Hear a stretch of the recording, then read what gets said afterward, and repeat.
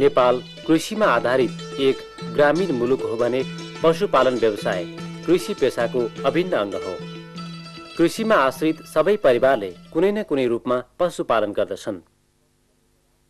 पशुजन्य पदार्थहरूको बिक्री वितरण नै ग्रामीण क्षेत्रका कृषकहरूको प्रमुख आय स्रोत हो। त्यस्तै पशुपालन व्यवसायले राष्ट्रिय अर्थतन्त्रमा पनि महत्त्वपूर्ण योगदान पुर्याउँदै आएको छ। कुल राष्ट्रिय आयको करिब 18% पशुपालनको क्षेत्रबाट प्राप्त हुने अनुमान छ। नेपालका तराई, पहाडी तथा हिमाली सबै भेगमा पशुपालन गरिन्छ। भौगोलिक क्षेत्रको आधारमा पालिएका पशुहरू र पशुपालन प्रणालीमा केही विभिन्नता पाइन्छ। तराई तथा मध्य पहाडी क्षेत्रमा गाई, भैँसी, भेडा, बाख्रा आदि मुख्य रूपमा पालिन्छ। यस क्षेत्रमा पशुहरूलाई परम्परागत रूपमा वन जंगल, पर्ती जमिन, चौर आदिमा चराएर तथा कृषिजन्य उपपदार्थ जस्तै पराल, छुवाली, ढुटो आदि खुवाएर पाल्ने चलन छ। हिमाली भेगमा खास गरी याक, चौरी, भेडा, च्याङ्ग्रा पालिन्छ। यस क्षेत्रमा पशुहरूलाई चरन खर्कमा घुम्ती गोठ प्रणाली अपनाई चराएर पाल्ने चलन छ। पशुपालनको क्षेत्रबाट मानव भोजनको लागि दूध, मासु, फूल आदि प्राप्त हुन्छ भने खेतीपातीको लागि हलो जोत्न, गाडा तान्न, बाली दाइँ गर्न, भारी बोक्न तथा सवारीको लागि पशुहरूको प्रयोग परम्परादेखि नै गरिँदै आइएको छ। त्यस्तै पशुहरूको मलमूत्र बाली बिरुवामा मलखादको रूपमा प्रयोग गरिन्छ। यस बाहेक पशुहरूबाट प्राप्त हुने ऊन, भुवा, पश्मिना आदिबाट विभिन्न किसिमका गरम कपडाहरू तथा गलैँचा आदि बनाई प्रयोग गरिन्छ।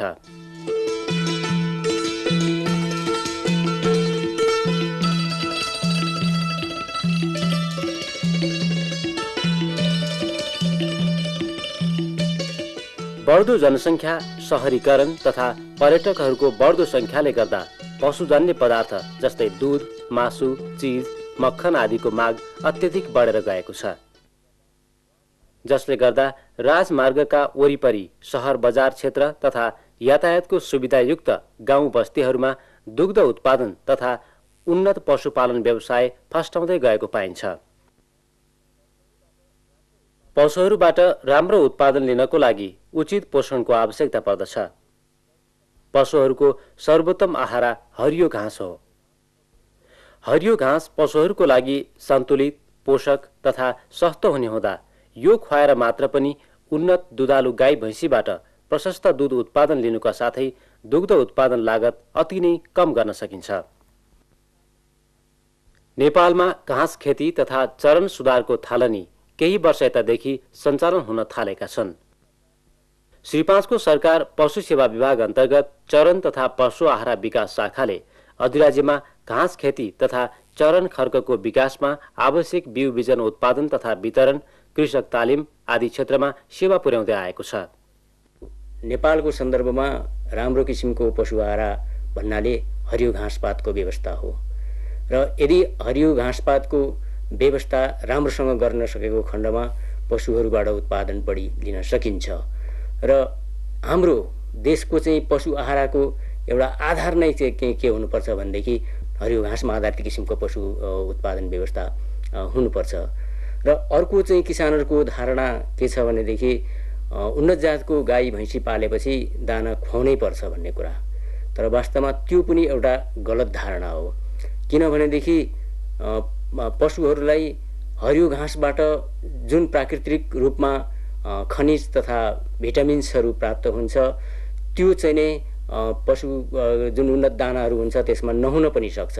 र अर्को कुरा, उन्नत दानाहरू जुन भनेर कृषकहरूले बजारमा किन्दछन् र त्यो सबै गुणस्तरयुक्त हुन्छ नै भन्ने कुनै जरुरी पनि छैन र त्यसमा पनि यो उन्नत किसिमका दानाहरू, सन्तुलित दानाहरू भनेर बजारमा बेचिने दानाहरू सबै चाहिँ मतलब के भनेदेखि महँगो किसिमको हुन्छ र यसरी महँगो दाना खुवाएर पशुपालन गर्दाखेरि र दूध उत्पादनको लागत पनि के हुन्छ भनेदेखि बढी हुन जान्छ र यसरी दुध उत्पादनको लागत बढी भयो भनेदेखि चाहिँ नै किसानहरूलाई जुन नाफा हुनुपर्ने हो दुग्ध व्यवसायबाट पशुपालन व्यवसायबाट त्यो नाफा चाहिँ नै कम हुन जान्छ।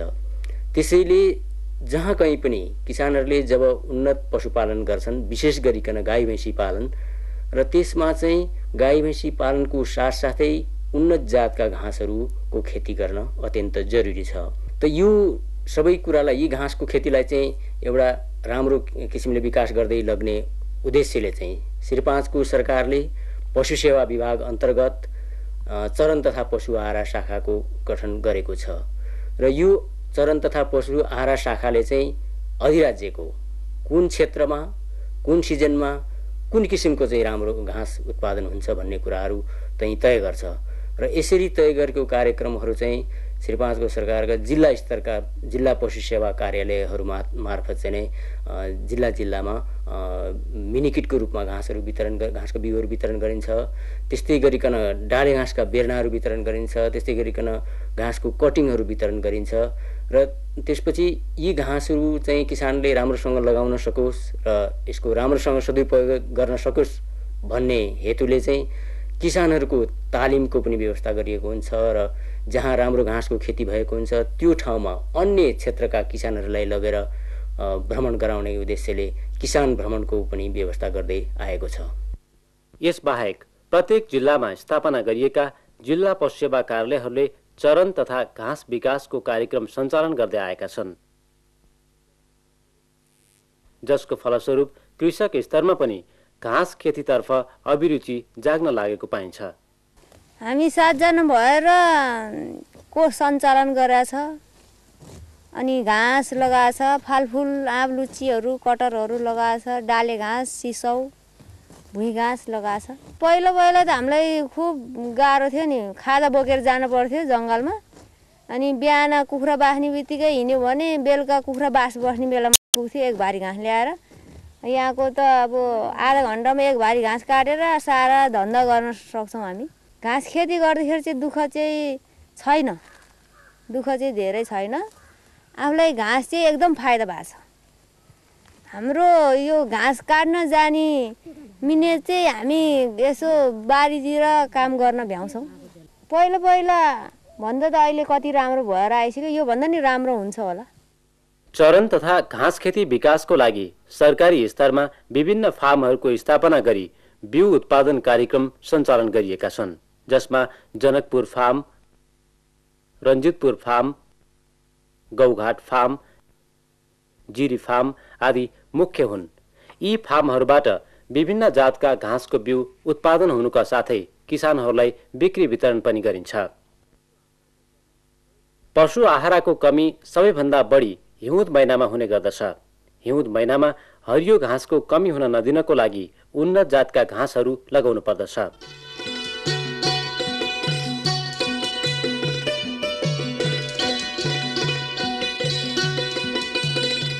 हाम्रो देशमा खेती गरिने उन्नत घाँसहरूमा जई, बर्सिम, भेज, स्टाइलो, मोलासिस, कुर्जु, सेन्ट्रो, सिराच्रो, डेस्मोडियम, ल्याब, napier, para, teosinte, white क्लोभर, Rai घाँस, पशुपालम आदि मुख्य छन्। यी घाँसको खेती निजी खेतबारी, पौर्ती जमिन, आली कान्ला, बगैँचाभित्र तथा चरन खर्कहरूमा सफलतापूर्वक गर्न सकिन्छ। हिउँद महिनामा खेती गरिने घाँसहरूमा जई, बर्सिम, भेज मुख्य हुन्। जई घाँसलाई गहुँ खेती गर्न सकिने सबै क्षेत्रमा लगाउन सकिन्छ। जई खेती गर्नको लागि मलिलो तथा सिँचाइको सुविधा भएको जमिन उपयुक्त हुन्छ। बिउ छर्नुभन्दा पहिले जमिनलाई राम्रोसँग खनजोत गरी प्रशस्त मात्रामा कम्पोस्ट अथवा गोबर मल तथा प्रति रोपनी 4.5 किलो युरिया र 4.5 किलो डिएपी प्रयोग गर्नुपर्दछ। राम्रोसँग खनजोत गरिएको जमिनमा कार्तिक महिनातिर प्रति रोपनी 4.5 किलोको दरले बिउ छर्नुपर्दछ। र बिरुवा बढ्न थालेपछि चिस्यानको अवस्था हेरी बेला बेलामा सिँचाइ दिनुपर्दछ। बिउ छरेको करिब 50-60 दिनमा पहिलो पटक घाँस काट्न लागेको हुन्छ। त्यसपछि प्रत्येक 3 हप्ताको फरकमा काट्न सकिन्छ। कलिलो अवस्थाको घाँसमा पौष्टिक तत्त्व बढी भए तापनि उत्पादन कम हुने गर्दछ भने बढी छिपिएको घाँसमा रेसा बढी हुने भएकोले प्रोटिन प्रतिशत कम हुन्छ। त्यसैले जैलाई फूल फुल्न सुरु गर्ने अवस्थामा काट्नु पर्दछ। एक पटक घाँस काटिसकेपछि प्रतिरोपनी 750 ग्रामको दरले युरिया टप ड्रेसिङ गरी सिँचाइ दिनुपर्दछ।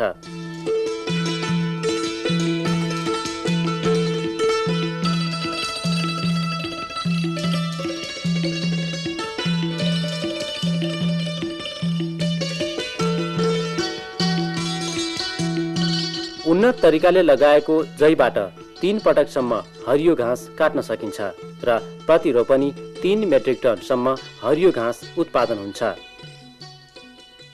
बिउ उत्पादनको लागि खेती गरिएको जैबाट घाँस काट्नु हुँदैन र यसबाट प्रतिरोपनी 60 किलोसम्म बिउ उत्पादन गर्न सकिन्छ। बर्सिम पनि हिउँद महिनामा हुने अति पोसिलो घाँस हो। बर्सिमलाई सिँचाइको सुविधा भएको तराई तथा मध्य पहाडी क्षेत्रमा लगाउन सकिन्छ। बर्सिमलाई प्राय धान बालीमा खेत खनजोत नगरिकनै लगाइन्छ। यसको लागि धान पाक्नुभन्दा 2-3 हप्ता अगाडि खेतमा छिपछिपे पानी राखेर बिउ छर्नु पर्दछ। यसरी बर्सिम लगाउँदा खेत खनजोत गरिरहनु नपर्ने र उब्जामा पनि केही फरक नपर्ने भएकोले यो विधि निकै लोकप्रिय भएको छ। अर्को तरिकाबाट बर्सिम लगाउँदा धान काटिसकेपछि आश्विन कार्तिक महिनातिर जमिनलाई राम्रोसँग खनजोत गरी प्रतिरोपनी 30 टोको कम्पोस्ट अथवा गोबर मल, 3 किलो युरिया तथा 9 किलो डिएपी मलको दरले माटोमा राम्रोसँग मिसाउनु पर्दछ। यसरी तयार गरिएको जमिनमा प्रतिरोपनी 1.5 किलोको दरले बिउ छर्नु पर्दछ। नयाँ माटोमा जीवाणु मलले बिउको उपचार नगरिकन बर्सिम छरेमा राम्रोसँग सप्रँदैन। त्यसैले यदि कुनै जग्गामा पहिलो पटक बर्सिम लगाउने हो भने बिउलाई जीवाणु मलद्वारा उपचार गरेर मात्र छर्नु पर्दछ। बर्सिममा जीवाणु मलको प्रयोग गर्दा निम्न विधि अपनाउनु पर्दछ। एउटा भाँडोमा 1 भाग चिनी र 9 भाग पानी मिसाएर राम्रोसँग नघुलुन्जेल चलाउने। यसबाट चिनीको चास्नी जस्तो झोल तयार हुन्छ। यसरी तयार भएको चिनी पानीको झोलमा जीवाणु मल मिसाएर बाक्लो लेदो तयार गर्नुपर्दछ। एउटा प्लास्टिकको बाल्टिन वा भाँडोमा बर्सिमको बिउ लिई त्यसमा जीवाणु मल र चिनी पानीबाट बनाएको लेदो बिस्तारै मिसाउँदै चलाउनु पर्दछ, जसले गर्दा बिउ डल्ला पर्न नपाओस्। बिउमा राम्ररी जीवाणु मलको कालो धुलो टाँसिएपछि बिउलाई शीतल छाहारीमा सुकाउनु पर्दछ। बिउहरू एक आपसमा नटाँसिने गरी ओभानो भएपछि जति सक्दो चाँडो खेतमा छरिहाल्नु पर्दछ।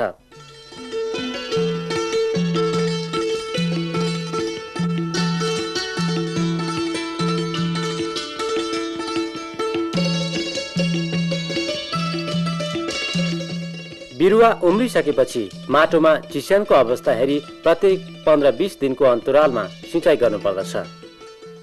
बर्सिम छरेको 40-50 दिनमा पहिलो पटक घाँस काट्न लागेको हुन्छ र साधारणतया पहिलो पटक घाँस काटेको करिब 3 हप्तापछि दोस्रो पटक काट्न सकिन्छ। यसरी एक पटक लगाएको बर्सिमबाट 7-8 पटकसम्म घाँस काट्न सकिन्छ र प्रतिरोपनी 6 मेट्रिक टनसम्म हरियो घाँसको उत्पादन लिन सकिन्छ। प्रत्येक पटक हरियो घाँस काटेपछि बर्सिममा सिँचाइ गर्नु जरुरी हुन्छ। बिउ उत्पादनको लागि खेती गरिएको बर्सिममा 1-2 पटक भन्दा धेरै घाँस काट्नु हुँदैन।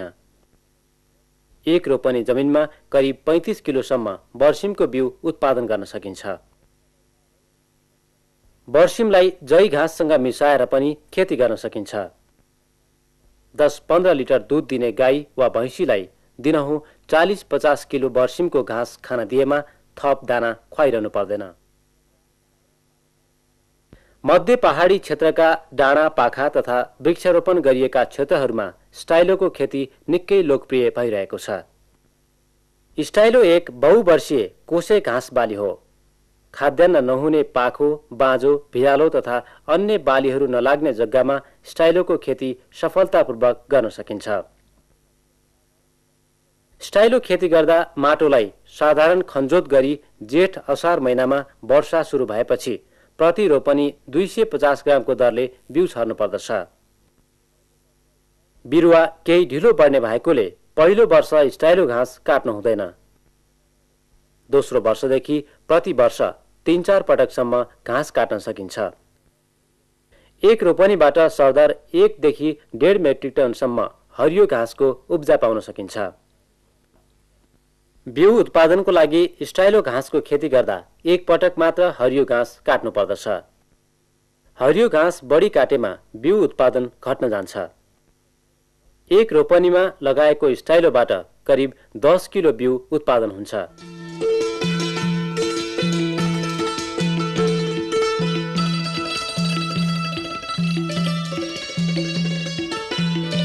खेतबारीको आली, कान्ला, डिल आदिमा बहुवर्षीय जातका घाँसहरू जस्तै नेपियर, अमृसो, सेटेरिया आदि सफलतापूर्वक लगाउन सकिन्छ।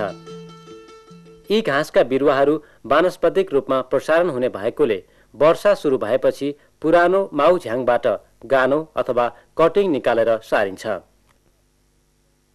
नेपियर लगाउँदा 3 आँखला भएको करिब 1 फिट लामो छिपिएको नेपियरको टुक्रा लिई 1 आँखला जमिनभित्र, 1 आँखला जमिनको सतहमा र 1 आँखला जमिनमाथि पारी 1-1 हातको फरकमा केही छड्के गरेर रोप्नु पर्दछ। बिरुवा राम्ररी सर्न र घाँस उत्पादन गर्न करिब 3 महिना लाग्दछ। राम्ररी स्थापित भएको नेपियरबाट वर्षमा 8 देखि 10 पटकसम्म हरियो घाँसको उब्जा लिन सकिन्छ। खेतबारीको छेउछाउमा लहरे घाँसहरू जस्तै सेन्ट्रो, सिराट्रो, कुर्जु, ल्याब आदि लगाएर जग्गाको सदुपयोग गर्नुका साथै हरियो घाँसको आपूर्ति बढाउन सकिन्छ।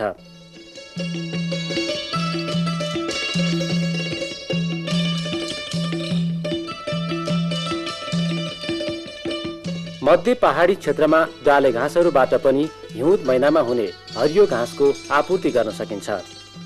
यस क्षेत्रको लागि बडहर, कुटमिरो, भेउल, टाँकी, कोइरालो, इपिलिपिल, खन्यु, काब्रो, खस्रो आदि महत्त्वपूर्ण मानिन्छन्। डाले घाँसहरू लगाउँदा खास गरी नर्सरीमा तयार गरिएको बिरुवालाई वर्षा सुरु भएपछि सार्नु पर्दछ।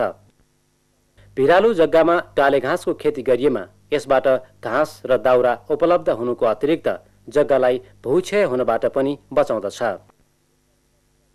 हिउँद महिनामा हुने हरियो घाँसको कमीलाई पूरा गर्ने अर्को उपाय वर्षातमा उम्रिएका घाँसहरूको संरक्षण गरी राख्नु पनि हो। हरियो घाँसलाई हे अथवा साइलेज बनाएर संरक्षण गर्न सकिन्छ। उच्च लेकाली क्षेत्रमा अवस्थित चरण क्षेत्रको सुधारको लागि व्हाइट क्लोभर, पास्पालम, बहुवर्षीय राई घाँस, कक्सफुट आदि घाँसहरू लगाउनु पर्दछ।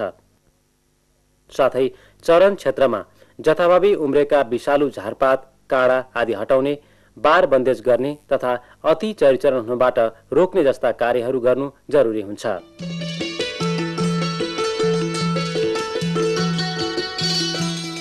पशु आहारको समस्या के तराई, के पहाड, के हिमाल सबै ठाउँमा उस्तै विकराल रूपमा पाइन्छ। त्यसैले आफ्नो क्षेत्रमा उन्नत घाँस खेती तथा चरण विकास गरेर कृषकहरू स्वयं यस्ता समस्याहरूको समाधानतर्फ लाग्नुपर्ने देखिन्छ। उन्नत घाँस खेती तथा चरण विकास गरेर पशुहरूको उत्पादकत्व बढाउन सकिन्छ भने दुधालु पशुहरूलाई प्रशस्त हरियो घाँस खुवाएमा दुग्ध उत्पादन लागत कम गरी बढी मुनाफा कमाउन सकिन्छ भन्ने कुरामा विश्वास गर्न सकिन्छ।